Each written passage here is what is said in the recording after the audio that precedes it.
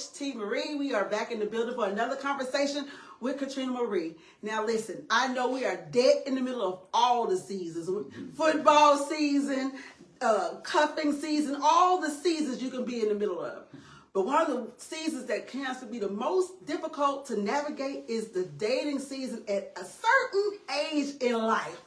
So hopefully we can get some questions answered with someone who has not only been experienced with dating at a certain season in life, but has put his whole life on TV network everywhere. If you're on Netflix, then you are on everywhere. Can we welcome to the conversation Nate Brown from Late Daters. Hi, Mr. Brown. How are you? I'm doing all right. How are you doing? Good. Thank you for joining me. I know you've been everywhere. Whenever you see people on the Today Show, you look, can I get on your calendar? Can you please take time out for me? I appreciate that. So thank you for coming and sitting with me today. So listen, with all the hubbub and everything that's going on, how did you even get to Late Daters? How did that process even take place? Yeah, I'll tell you. I mean, it was really just God, because I was on Instagram and somebody reached out to me through the Instagram and started asking if I would like to be a process of an older dating show. Okay. And I ignored it.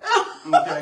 Don't bother me. I'm like, what is this about? And so it kept coming day after day, and then eventually they got on my Facebook, and then eventually they got on my email, and I was like, and they gave me their number, and I was like, who is this? I said, this must be something that I need to look into. Right.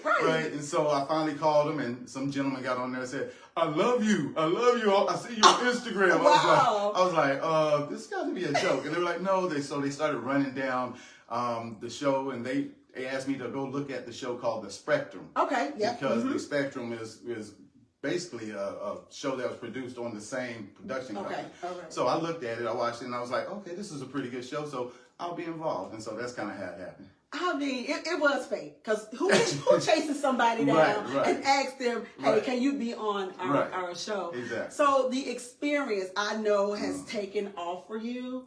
Yeah. Has it been everything you thought it was going to be? Has it been some headaches? Has it been some heartaches? Like, how has this experience even been? You know, going through the process of actually filming, it was a great experience. I learned a lot from the filming. I learned a lot from the showrunners. I learned a lot from the dating coach. Okay. So it was very intense at times. You know, long days, long nights. Sure.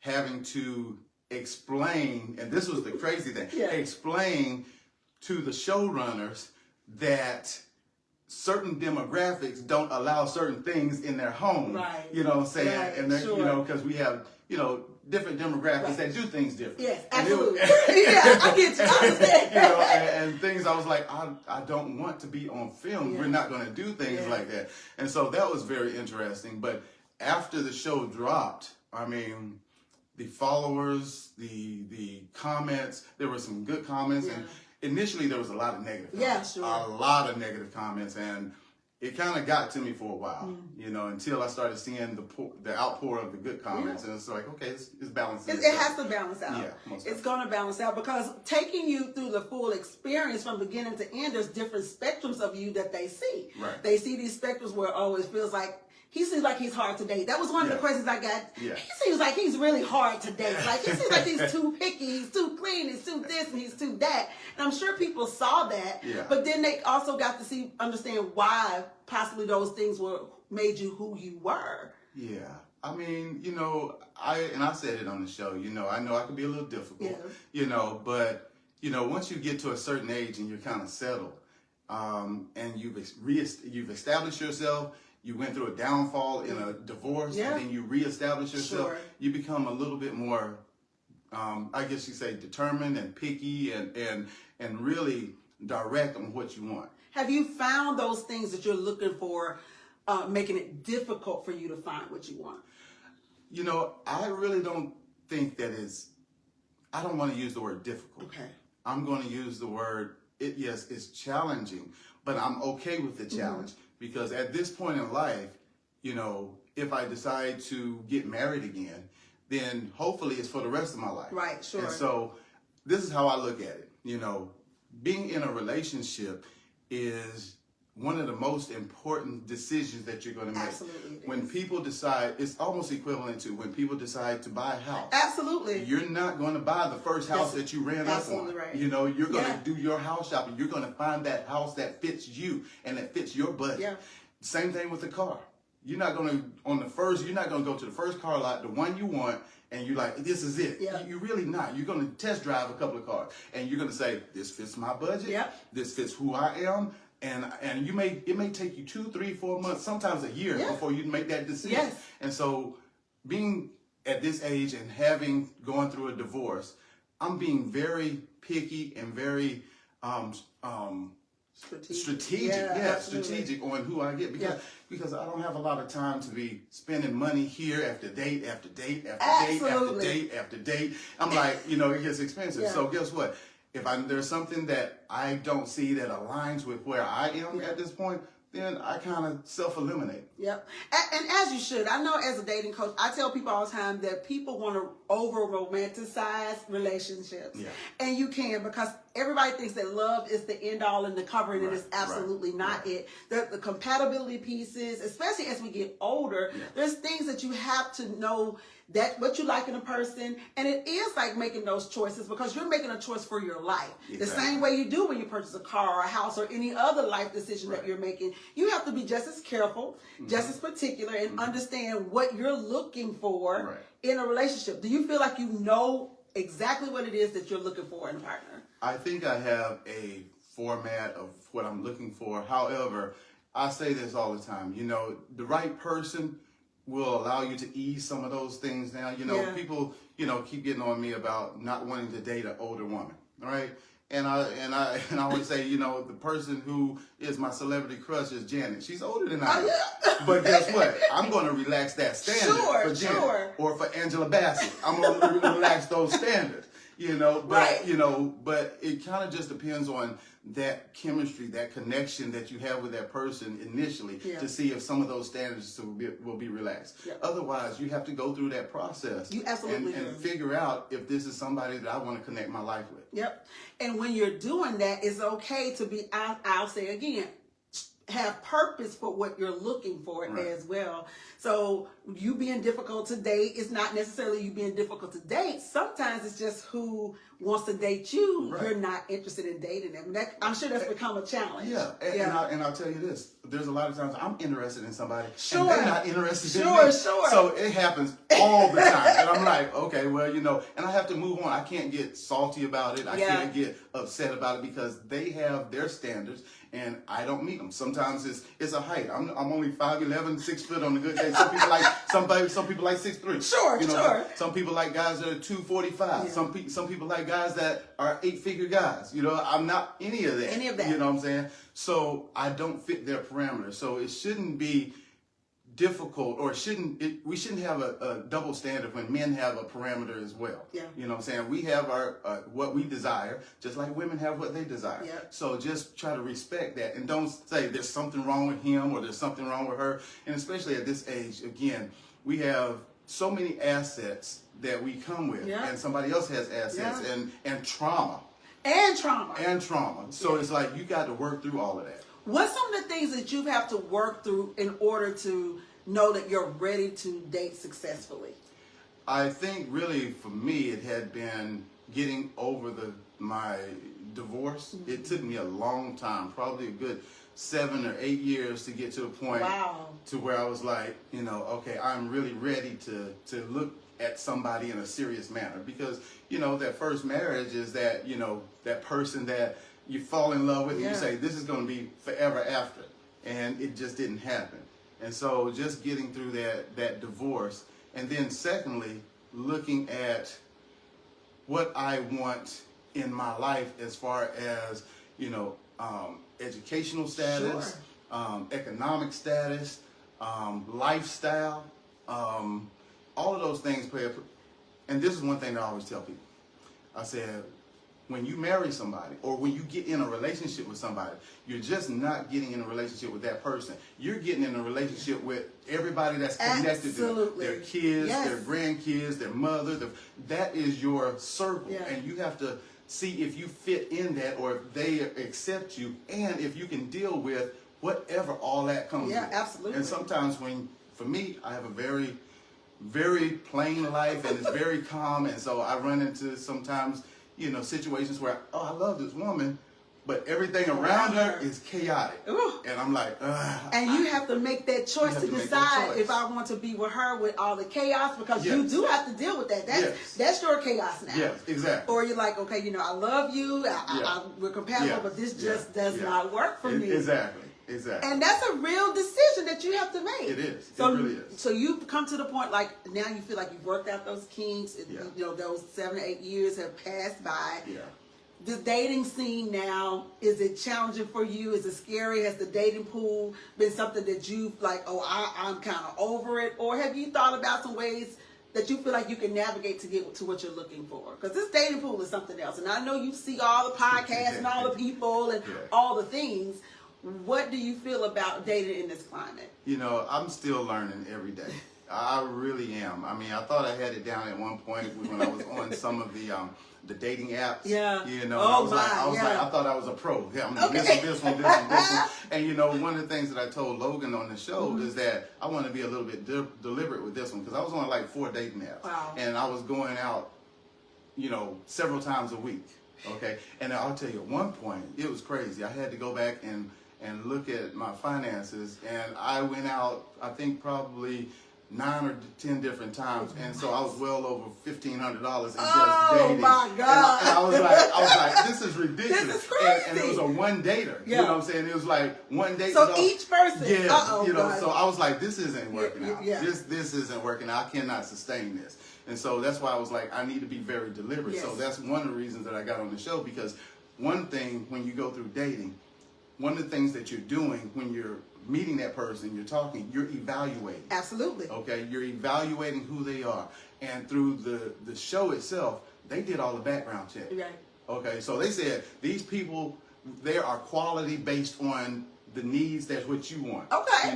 Now, there's still other layers to that don't come out necessarily. Absolutely. And so it makes you say, will this fit in my life, or can I adjust to that? And should I settle in? And that's a bad word. People don't like to use They the don't word like settle. to use it, but that is a thing. That's a real thing. That's a thing. Yes. So it's like, do I settle just because they have this area that I like, but I know we're going to bump heads here. So instead of settling and getting into a situation to where it may be challenging, then it's like, let's casually date. And sometimes what I see is, on my end at 57, a lot of women don't want to just casually date and get to know each other. They're ready. They're ready. They are super ready. They're like super ready. At a certain age, women are just like, look, who got time to do all this planning? Exactly. I'm guilty. I am guilty of that. I really have to learn to relax. I'm giving you 6 months. Yeah. 6 months, you need to be telling me what you want to do. Right. And if you don't see that I'm the one, or kind of headed that way in 6 months, I'm gonna let you go. Right. And I just think at a certain age, for me, particularly in life, you're just kind of like, who's wasting that time? So do you feel like how much time you would give someone, or waste, quote unquote, before you could see something, or is there a time limit? I don't think that, for me, there's a time limit. Mm-hmm. I think it's, you've heard that scenario, or you've heard that thing about seeing a person in all 4 seasons of life. Now that's true. You know what I'm saying? Yes. So until I have seen them a couple of times in all 4 seasons, will I be at the point to say, okay, I am really ready to commit to this, and because I understand how you operate, and I can deal with those things. Because sometimes we'll get into a relationship and we'll feel obligated to stay in that relationship, and we haven't learned that person. And that's why I think we have so many divorces right now. Yeah. We feel obligated to stay there, and we've gotten in a relationship, and we see these red flags, and we just overlook them, because guess what? I've been with this person for 6 months. I've been with this person for a year. So I need to go to the next step, because that's the progression. And now you stuck going back to court. You know what I'm saying? Because you didn't do your thorough job. Because you didn't do your due diligence. Yeah, everybody was in a rush. Yeah. I'm like, no, I can't do that again. The vetting process, when I'm talking to my clients, the vetting process is very important. Yeah. You have to know the first thing is you have to know for yourself what your partner should look like, what fits in your life. Right. So the vetting process could take more than 6 months, and I don't know if a lot of women just not willing to give that, you know. So when dating, is there any type of I don't want to say security or any type of plan that you let a woman know, like, look, this is kind of how I'm moving, you know, because you do know that, you know, you're dating a certain, okay, no, let me go back, because you don't really want to date, particularly, he said he would change his mind, women of a certain age. Do you feel like it's easier to date a younger woman because maybe they're not in the same type of rush or urgency as women of a certain age are? No, that's not even really about the rush. My personal experience, okay, in trying to get to know women that are a little older than me, they usually will either mother or little brother me. Okay, that means they see that they have experience and they want to tell me what should be done versus listening to me and saying, you know, you selected me as the man in this relationship. So now, because you are 4, 5, 6, 7 years older, now look here, baby. Let me wait a minute. Oh man, you're not doing that. You know, so for me, you know, it's like a younger woman sometimes will look at an older man and say, he has a little bit more experience and wisdom. So I will take some time and pull back a little bit and listen to what he may be dead wrong, but I'm going to listen. You know what I'm saying? But the older woman is typically with that younger man, oh, you're not doing this right. You need to do. I'm not going through that. Do you consider older woman, though, the same age woman as you are? Is that considered older woman? So a woman 55, 57, 50, between 52 and 57? So my age range is 57 and 10 years younger, about 47.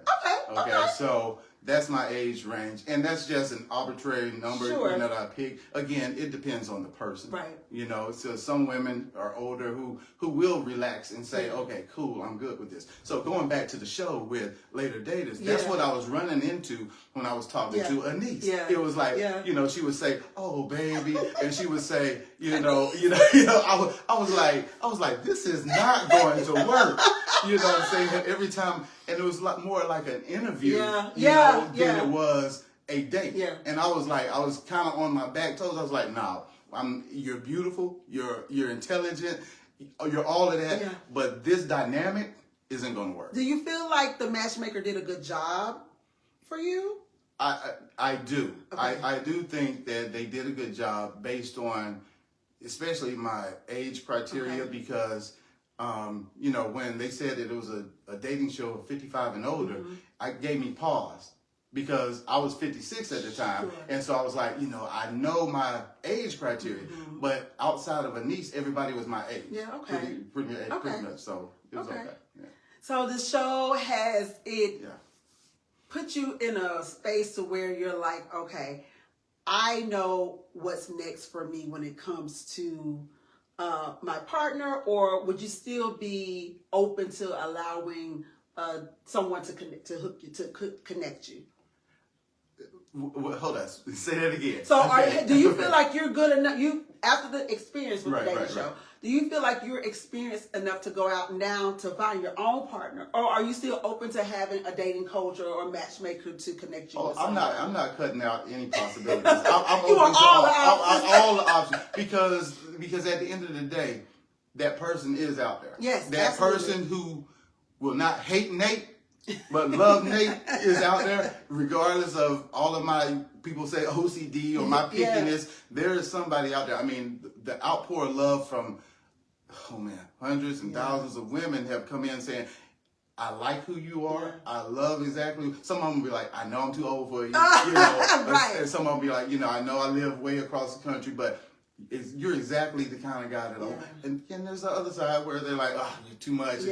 Okay, well, I'm not for you. I'm not for you. It's all good. Let's not be upset with that. I'm not for you, you're not for me. So let's move it on. Let's talk about the dynamics with you and Jackie. Why don't we go through your relationship history? Jumping right in there. When I was in college, started having a good time, I would say. And in that good time, I produced a child with Jackie. All right, it happens, yeah. It was those dimples of his that got me, you know. Let's talk about those dynamics and how that has possibly been a challenge for you dating. Being so close and being your confidant. And how is that, or how has that been, trying to integrate her into your dating life and the possible next relationship? So it's not a problem at all, because we are not what you'll see on the show. Okay, yeah. Okay? Yeah. I mean, she never comes to my house. Okay. She lives an hour away. She never comes to, this was a production. Sure. And if you looked at everybody's scenario, they had somebody that was there for them. Okay. Unfortunately, my kids lived out of town. Okay. I had one, my oldest was living in North Carolina. She's got her 2 kids and her husband. They're both in the Air Force. So she couldn't take 3 months to come and do this. My youngest was a senior in college at FAMU. Yeah. She couldn't take 3 months off. So the only person, and I've only been in Georgia for 4 years. Okay. And came in during the COVID. Okay. So do I know anybody? The only people I know is at work. Right. Okay. Okay. You know what I'm saying? Right. So the only other person that I knew that was here that knew me for the last 30 years was Jackie. Oh, wow. You know what I'm saying? Okay. So I said, hey, I basically begged her, please do this, because if you don't, then I can't be on the show. And she was very reluctant on it, but because she's my friend, she said, I'll do it. And because we've had only a friendship type of relationship, we've never dated, we never had any romance or any desire to be in a relationship. 34 years ago, we were just kids having a good time. Right. And like she said, she was trying to get a hookup. She got a hookup, and we got stuck up. Y'all got hooked in. Yeah, exactly. So that's, because we never had that type of dynamic, it's easy just to have conversations like friends versus having a conversation that I got to protect your heart, I got to protect your mind. We can talk to each other any kind of way, and tomorrow we all good. But when you're with a person and trying to be in a relationship, you got to watch what you say. Absolutely. Jackie, you don't have to watch what she say to me. I really got to watch what I say to you, because we don't have that dynamic. Right. Yeah. It's definitely a friendship. It's definitely a friendship. Are women like, but okay, am I going to have to deal with her? How does she fit in your life if I'm coming into your life? And they ask that all the time. Yeah. But, when I've been in a relationship or she's been in a relationship, we don't contact each other unless the other person is saying, hey, it's cool, or whatever it is like that. Now we talk a couple of times a week, but if I was in a relationship, I would maybe talk to her maybe once a week, maybe a text or whatever, because we respect that boundary. When she has been in a relationship, I was like, I'm not going to call you because you could be with your man. Right. You know what I'm saying? Right. And please tell him who I am, and I tell who I'm dating that, yes, I have a female friend, and she's around, but she does not come around. She's not in my relationship. And so we respect each other. When we were married, we didn't, not us together, but when we were married to other people, we never spoke unless it was about our daughter. Right. That was it. Again, it can be difficult, but I think if we're mature enough to understand what that relationship and what that dynamic is, women would understand, men would understand, because I do have a friend, it's the same thing. She's really close, and they were actually married, but they're still like best friends, they're still like family. And so they both explain to their partner, like, hey, it's literally just family. And everybody's not going to always be comfortable with that, but hopefully they can understand the dynamic. The person that's for you will understand that this is just what the dynamic is. Yeah, and I think that comes with a little bit of maturity. Yeah. I will say, I was telling somebody when I was over in Iraq, and I was looking at another demographic. This guy, he was getting ready to go home to visit his kids. And he was telling me, and I was like, well, where are you going to stay when you go home for these 10 days when, leaving Iraq? And he said, well, I'm staying at my wife and her husband's house. And I said, what? I said, what? And he was like, yeah. He said, the husband cool. That we just co-parenting, and I need a place to stay. And instead of me spending $300 a night in a hotel, he's like, hey, stay here, help us, and like family. And I was like, we need to all be more mature like that. Absolutely do. We need to be more mature like that. And that's one thing that kind of changed my mindset about, women having male friends and vice versa. Yes, you can have a male or female friend without having a sexual or romantic desire for them. And yeah, I think being clear about who this person is and transparent makes it easier. It's when you're hiding something that makes people feel a little uncomfortable, but I think the transparency will be like, hey, this is who this is, and I want you to understand who this is so you can feel comfortable with knowing, because some men and women just don't want you to have the opposite sex as friends at all. Right, that's true. And because you're like, well, who is this and what they doing? And now you sure? And did y'all mess around? Because it's definitely, if to find out if y'all dealt with each other, that's really like, exactly. That's a no. Exactly. That's a no. So with all this newfound fame and all this attention or whatever, how is your DM? How is that DM looking right now? Like, I just gotta know. Quietest tip. It is. It is blown itself out of it. Sure. And you know, unfortunately, and I try to get back to people, even when they're just saying, "Hey, good luck to you," whatever. I try to respond, but it's a full-time job. Oh, I know. It's a full-time job, and I'm sitting there finding myself in the middle of the night just trying to respond, trying to be you know, dutiful in that, and just saying, "Hey, thank you," you know, whatever. And then I wake up the next morning and have to go to work, and I'm sleepy at the desk. Get up all day trying to respond to trying people. To respond, But, any prospects in the DM?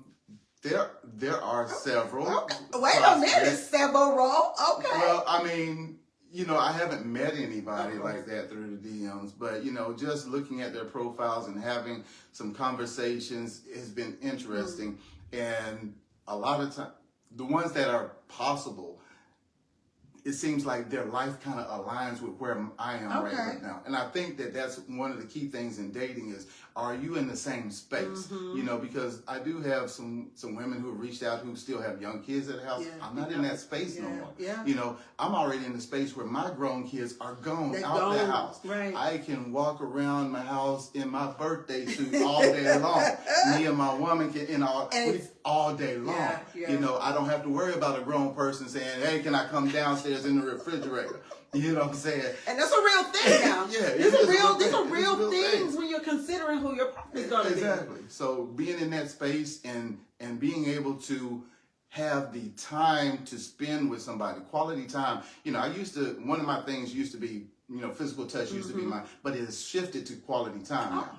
So if you don't have the time because you're working so much and you're trying to make that bag, then we're not going to be connected because I got my job and I got a little thing on the side, but I want to spend time with this person because guess what? If we're trying to do this long term, we can't just be connected from finances. Right. You know? Well, how do you address that? Because if she's working, and this is I love these conversations because this has happened to a friend of mine. She works a lot, right? And she met somebody who just wants her time, but she's like, okay, I have to work to take care of me. What's the next conversation after that? Like, how do you assure her, or you can't assure her, like, hey, you know, I'm coming in to help you do this, or maybe, you know, how do you have that conversation? Well, I mean, I think the two people just have to really have that, you know, just an open dialogue on what each person's needs are. Sure. Okay. You know, the crazy thing about it is it the need that you need to take care of yourself, or is it the need that you need to be able to have so much money to buy stuff with? You know what I'm saying? To buy the abundance with. You know, because there's a difference between taking care of yourself on a day-to-day basis and living comfortable to saying, I want to have the abundance and I got to go get the bag all the time. When you have a partner who's saying, hey, I'm comfortable, but I want your time. So what is your priority? You know, and so people need to kind of have that conversation. It makes so much sense. Look, how do you go now into the dating process? Remember, you were just saying earlier that you had all these different dates, you know, but now you have even more options. How do you determine now who to date? You have all the people in your DM, you have this, you have all these people coming at Nate. How do you determine now how you do your dating process? Well, you know, this is all real new. It's all new right now. So it's only been, 3-4 weeks since things drops. And so a lot of people have seen me and have a concept of who I am and what I want. So I think that it makes it easier. I mean, I met a couple of ladies at a party the other night. You know, I got invited to a nice little, you know, exclusive party. Oh, the doors is Yeah, open. You're you going know. to be everywhere around there. Yeah, it's on. and so they came up to me. They said, "I know exactly what you want and what you like." So they already knew. So some of them were like, "I'm the same way," and some of them like, "I got too much going on." So they're kind of self-eliminating. So it makes it a little bit easier that they know what I want. Makes sense. And luckily for me, you know, some of them have been very, very nice about it. Some of them have been like, "Ooh, I hate you! I hate you!" In your face. Yeah, right there in my face. I'm like, let's sit down and have a conversation about this. You know, it's just preferences, and just like most women have a preference. Yes, absolutely. Men have preferences as well. Yeah. So I think that dating process is again fairly new. It's only been 3-4 weeks, but again, the women that I have met, they've been self-aware of what I like. You know what I'm saying? So Where do we go from here? Like, where do we go from late daters, and where is Nate's next destination? Because we don't know what, late daters is just blown up. And I know we talked about before, we don't know what the next steps for what's going on. Right. So what's the next steps for you? Yes, if you have another season, if you don't have another season, what are the next steps for you? So we're hoping, one, that we will have a reunion. We don't know. And it'll be somewhat a different type of reunion because we never really met on the show. So all of us, we only met one time at Auntie Lori's party. You seen that? Yes, okay, yes. yeah, Rich Auntie Lori's place in ATL Plus magazine. So we met there for the first time. And some of us have met, at the football games and things of that nature. But we're hoping that they will have a reunion or some type of question and answer period. Yeah. So they have questions coming in, think that would be great. and we can answer them. And if not that, then we know that Miss Obama is looking at all the data to see if there should be a second season. Yeah. And if there is a second season, some of us hoping that we will get selected. But the way these dating shows go, sometimes they go to a different city, get different groups of people. Now, if I'm not in any of that, then I'm like, hey, somebody, who's out there that wants to put me on their show, on their TV program, on any movie, anything like that? I am available. Because you're a superstar now. You camera ready. I think your presence is good. I don't think it's going to be that hard. Well, I don't think it's going to be that hard. Well, people would say, you're a celebrity now. I'm like, well, maybe D-list. D-list celebrity. I'm trying to move up the ladder. You can still get in some places now. Your name can get you in some places. So we're going to use that. We're going to use that. Right. How was it? Did you get to actually sit down with Miss Obama? Did you get to talk to her during this process? Or was it just a couple of conversations? How was that? I have not met Miss Obama. I have not, had a conversation, no email, no contact. I think we've only had one cast member who was able to do that, and that was a niece. Okay. She was actually on the J. Hud show and met Miss Obama. And had some conversations with Mr. Obama and Sasha and some other places. So, her story on the show is really, unique and is really precious for the most part. So she was able to represent all of us with that, because I'm quite sure that if they had tried to take us all out there, that expense was going to be pretty high. It's a little different. Yeah, it's a little different. Yeah. That's going to be a little different. Yeah. Well, I do feel like that you are a good representation of what's outside the dating pool. I think that it's been muddled so much, again, with social media, with all the podcasts and all the things, that women think that there aren't any good men out there. And sometimes they feel like women, I'm going to ask you this, women feel like they qualify just because they're a woman. How do you feel about that? Because some women will be like, well, I'm a woman and I look good and I'm this. He should want me. Yeah. I think that a man that is, I believe, feels that he's a quality man,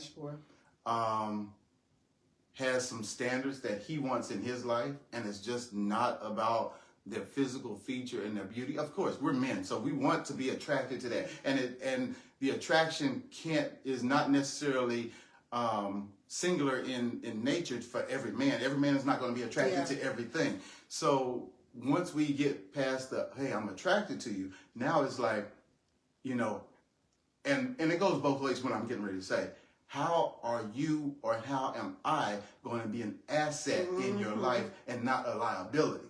Okay, how are you going to add to my life? Because I got a great life as it is. Yeah. How can you come and we have to figure out that person and figure out what we have inside that we can do for that person or with that person or give that person to be able to add value. And if the person doesn't see value in you and they see more of a liability, then it's not going to be a great connection for the person who I believe is self-aware and intelligent. Absolutely. It's just not going to be there. You know, people can fall prey to, oh, he looks good, she looks good, and now you jump into something, and then 2 months later is nothing there. But you got to get past that.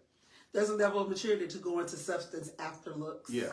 It takes, like you said, a level of maturity to do that, and everybody just isn't there, especially, and I hate to say especially men, but because it seems more physical for men, they go after what looks good first, and it's hard for them to get beyond that part. So when you're asking women what they bring to the table, the infamous question, what they bring to the table, it could be a little offensive. Well, you know, I don't really ask that. I mean, I think that going through the dating process, first of all, you know, going through getting to know a person will help eliminate some of those things that I don't want in my life. Okay, that's first and foremost. Secondly, I don't ask what you bring to the table because once I find out what you like, first of all, I'm trying to figure out, do I have the capacity to do that for you? Okay. Because I don't want to start doing something for you, and it's a chore, and then later on down the road, I'm not able to keep it up. Okay. And vice versa. You know, I tell you what I like, and if it's not natural, it's something that you have to work on all the time. Eventually, you're going to revert back to what you do, and absolutely, no matter what. Yeah, and it's not going to be a good thing. Exactly. So therefore, it's not what a person brings to the table. It's how do you fit into my life, and how can you just make it better naturally without it being such a task for either one of us. Right. And that makes sense. I got 3 things I'm gonna hit on that's social media heavy. Okay. All right. Coffee dates. Okay. What about? How do you feel about coffee? The first thing, coffee dates. To be perfectly honest, I wish we had more coffee dates. I really wish this whole stigma of you can't go on a coffee date, because at the end of the day, I don't know if I like you or not. Why am I spending $100 to $200? And that's why I told you a minute ago. I spent $1,500, and I was like, "What am I doing?" What are you doing? I was like, you know, and it was a one date, and I'm like, I don't see you no more. Right. You know, you packing up a lunch for your kids and everything. Ooh. You know, what am I doing here? Just, So I think, you know, having a coffee date is where we should go, because guess what? Now you don't have to get all glammed up. You just you know, forget all of the glam pictures and everything. Come as a real person and say, hey, let's have a conversation. Yeah. And these are some of the things initially off the top that I'm looking for. Do you think that aligns with who you are as a person? If so, all right, let's move forward to the next step. But there's so much emphasis on, you know, you need to bring me flowers. You need to take me to a 5-star restaurant. You need to do me. And I'll be like, ugh. Okay, but I ain't gonna get to know you. It's all Looks good. like that's not gonna work out. Yeah, it ain't gonna work out. Keep it moving. There's gonna be somebody that's down there that'll do that for you. You know. What about vetting? I know we hit on it earlier, but vetting. Yeah. So it's hard to vet yourself because so many people live a false life. Okay, it is very difficult to vet. You have people that live on social media and they present themselves as one way. Sure. But when you start peeling back the onion starts stinking. Bad. You know what I'm saying? And you're crying. And you're crying. Tears all in your eyes. So it takes, that's why I go back to, you know, the time as far as how much time it takes to get to know somebody. For me, it's at least 2 rounds of those 4 seasons. Dang, 2 rounds? 2 rounds of those 4 seasons, because at the end of the day, I want to make sure that as people, we're investing in each other. Sure, absolutely. Okay. Typically, most men are investing finances more often. So I need to make sure that I'm taking care of my pockets and finances before I invest into something that is not going to root any fruit. Okay, you heard that. Now that makes sense. So I need to see these seasons, and because again, this is not just for. I don't want to be married 4 times.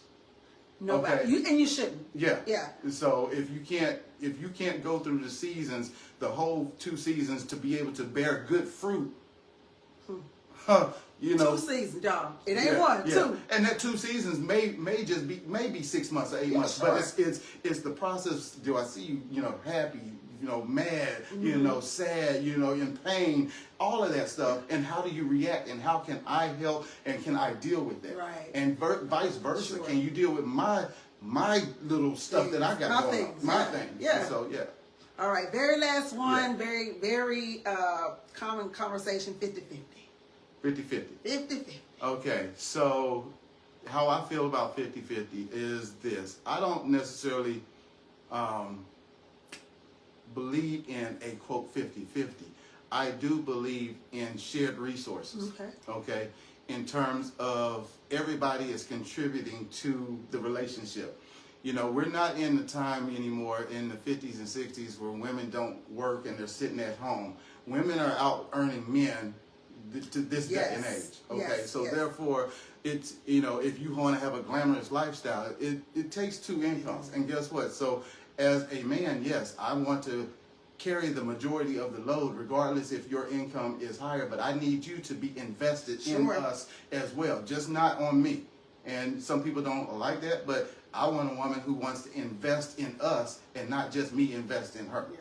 And 50-50 is different at certain levels and certain ages, because if you are married and you're, you know, you have children, then that's different, because sometimes you're at home and you're doing the majority of the work and you're the housewife. Right. Totally different when you're at our age and our kids are not in our household. Right. So that looks different. So the approach is different. Yeah. So yeah, you can do, you know, the majority, but still being able to do the lifestyle that we have talked about and wanted is going to take both incomes. Right, exactly. I love that. So, good stuff, Nate. I'm so glad you stopped by here to have a conversation with me, with Katrina M'Marie. Let us know how we can follow you. Everybody probably already knows. And, you know, what's next? Again, we talked about it, but let's talk about where we can follow you and how we can support you and what's next. Yeah, so, you know, you can follow me on Instagram at the official Nate Brown. And then the official Nate Brown. And I'm also on Facebook. I know that's old school, but under Nate Brown. I am on TikTok too, I think, at the official Nate Brown as well. But yeah, you can follow me there, and you know, if you reach out to me, DM me, give me some grace. Cause baby, that thing is lit right now. Do you hear me? Give me some grace, please. Yeah, I'll try to get back to you. Well, thanks for stopping by. How about them Falcons? Oh, that's what I'm talking about. Oh, you know, I'm a season ticket holder. I was right there on the front row again, and hey, all we got to do is win 2 more. We can do that. We can win. Well, we're gonna have problems with them Commanders. Commanders You know, gonna be a challenge. Commanders gonna be a challenge. But listen here, all my Saints fans out there, all my Saints fans. The very last game of the Buck season is with you. The Falcons are dependent on you to knock the mess out of the Bucks, because we're tied in first place, but we have the record breaker or the tiebreaker, because we beat them twice. So come on, Saints fans, you know who that? I don't like saying that, but who that? Listen, you know we can't ask it for nothing. Y'all gonna lose on purpose, because you know what I'm saying? That's just gonna benefit us. I don't even let them know we need them. I just be like, whatever, y'all do what you do. Right. Thank you, Nate, so much for coming by to have the conversation with Katrina M'Marie. Make sure you guys follow him. We're gonna keep up with Nate now, and I'm gonna keep you posted. He will be in Love and Lifestyle magazine feature for the January issue. So you guys get ready to come out to the Guru. We're gonna celebrate next in January. It's gonna be a good time. So thank you for keeping it locked. You guys follow Nate and continue to watch the conversation with Katrina M'Marie. We'll see you next time. All right. Thank y'all. Bye.